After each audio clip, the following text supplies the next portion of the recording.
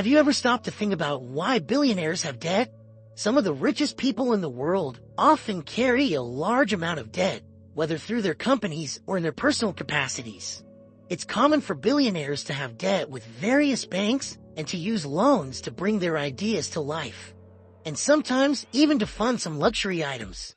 Even though they have the money to buy almost anything they want, they still prefer to take out credit. Even Elon Musk, currently the world's richest man, with a fortune of over $253 billion at the time of this video recording, also has debts. Some are in the millions while others are in the billions. But why?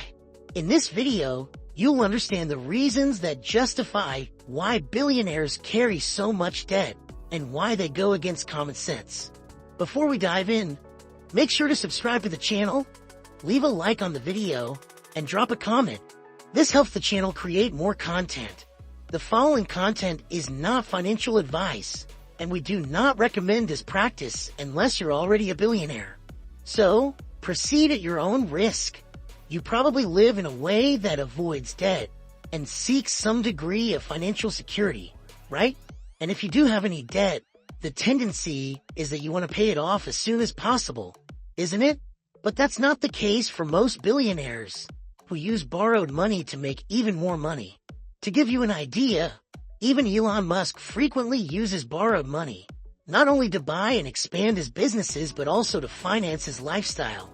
Before radically changing his lifestyle and selling off his houses, he had 5 mortgage properties totaling $61 million in debt.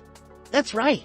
The homes where he and his family lived were purchased using a financial instrument where the properties themselves serve as collateral, bought with borrowed money from the bank. To secure Twitter, in addition to raising money from different investors, he also took out a loan. This time a massive amount, somewhere between $10 billion and $13 billion from banks in different countries. But why take out a $10 billion loan to pay $44 billion for Twitter when you have a fortune of over $200 billion? Here's where the reasoning comes in. First, the opportunity cost.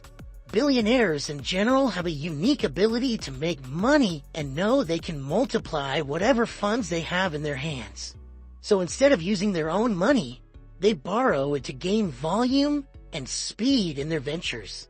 Even though they have to pay interest, they usually get returns far greater than any loan obligation. If they use their own money, they'd be tying up their capital in their businesses and losing other opportunities, or even compromising their entire fortune on one business. By borrowing money, they can take advantage of business opportunities on a much larger scale than if they were using only their own money. A prime example is Tesla.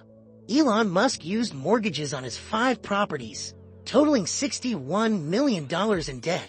He could have simply sold some Tesla shares to pay it off, but here's the thing, he makes much more by not selling his shares. In 2010, Tesla shares were listed at $4.15, but today, those who held on to that stock would have seen it rise to over $800 per share, a return far greater than any bank loan. But that's a long-term play. If someone had bought Tesla shares in 2019, when the company was under scrutiny, those shares would have multiplied more than 20 times in value. So, if someone had invested the $61 million mortgage in Tesla stock, they would have earned over $1.2 billion in return. By choosing to mortgage instead of selling Tesla shares to pay for the properties, Musk ended up earning a huge amount in return. Another argument is that debt can act as protection against inflation. Billionaires borrow money today to buy assets and create businesses that, by the end of the loan term, after adjusting for inflation, will be worth far more than the total debt they've taken on.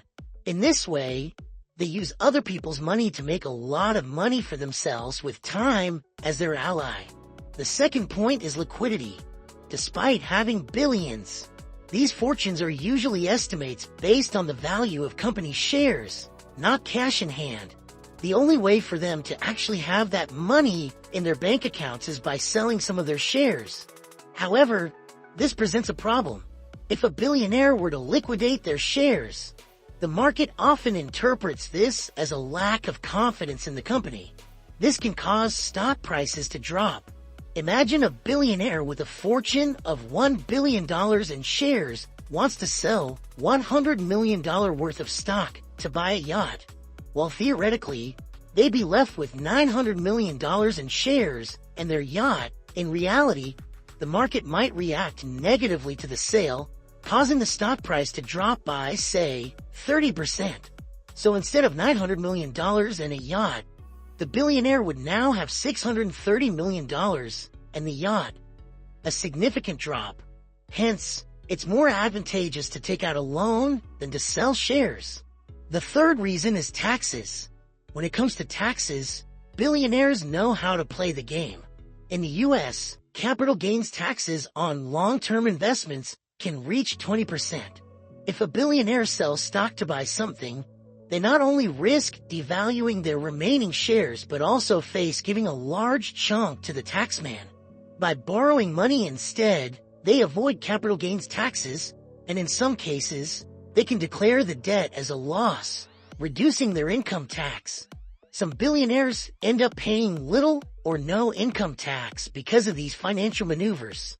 And that's how the rich get richer, using other people's money to make even more and avoid taxes.